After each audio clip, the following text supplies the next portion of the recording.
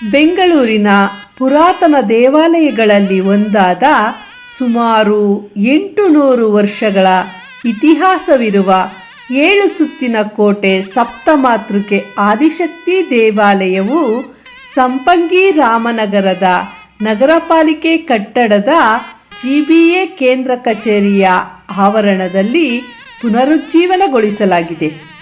ಈ ದೇವಾಲಯವು ಶಿಥಿಲಗೊಂಡ ಕಾರಣ GBA ನಗರ ಪಾಲಿಕೆ ಅಧಿಕಾರಿಗಳು, ನೌಕರರು, BBMP ಮುಖ್ಯ ಆಯುಕ್ತರು ಹೀಗೆ ಎಲ್ಲರೂ ಕೈಜೋಡಿಸಿ ಆಗಮ ಶಾಸ್ತ್ರಜ್ಞರಾದ ಭಾನುಪ್ರಕಾಶ್ ನೇತೃತ್ವದಲ್ಲಿ ಪೂಜಾ ಕೈಂಕರ್ಯಗಳನ್ನು ಅದ್ಧೂರಿಯಾಗಿ ನೆರವೇರಿಸಿದ್ದಾರೆ.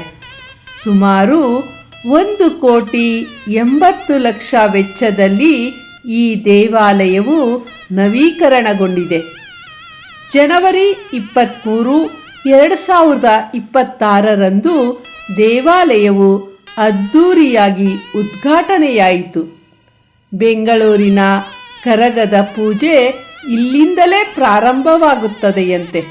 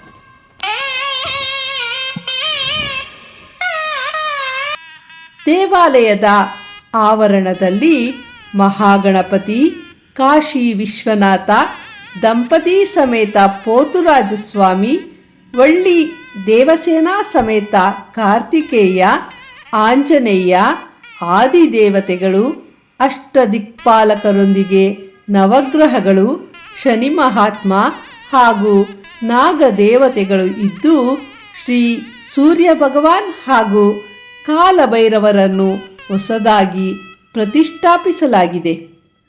ದುರ್ಗಾದೇವಿಯು ರಕ್ತ ಬೀಜಾಸುರನನ್ನು ಕೊಲ್ಲಲು ಬ್ರಹ್ಮನ ಶಕ್ತಿಯಿಂದ ಬ್ರಾಹ್ಮಿ, ಶಿವನ ಶಕ್ತಿಯಿಂದ ಮಾಹೇಶ್ವರಿ, ಕುಮಾರಸ್ವಾಮಿಯ ಶಕ್ತಿಯಿಂದ ಕೌಮಾರಿ, ವಿಷ್ಣುವಿನ ಶಕ್ತಿಯಿಂದ ವೈಷ್ಣವಿ, ವರಾಹಸ್ವಾಮಿ ಶಕ್ತಿಯಿಂದ ವಾರಾಹಿ, ಇಂದ್ರನ ಶಕ್ತಿಯಿಂದ ಇಂದ್ರಾಣಿ, ಚಾಮುಂಡಿಯಿಂದ ನಾರಸಿಂಹಿಣಿ ಹುಟ್ಟಿದ ಸಪ್ತ ಮಾತೃಕೆಯರು ಇಲ್ಲಿ ಬಹಳ ಸುಂದರವಾಗಿ ವಿರಾಜಮಾನರಾಗಿ ಕುಳಿತಿದ್ದಾರೆ. ಹಾಗೂ ಆವರಣದ ಮಧ್ಯದಲ್ಲಿ ಆದಿಶಕ್ತಿಯ ಮಂದಿರ ಎಲ್ಲರ ಮನವನ್ನು ಸೂರೆಗೊಳ್ಳುವಂತೆ ಕಟ್ಟಿಸಿದ್ದಾರೆ.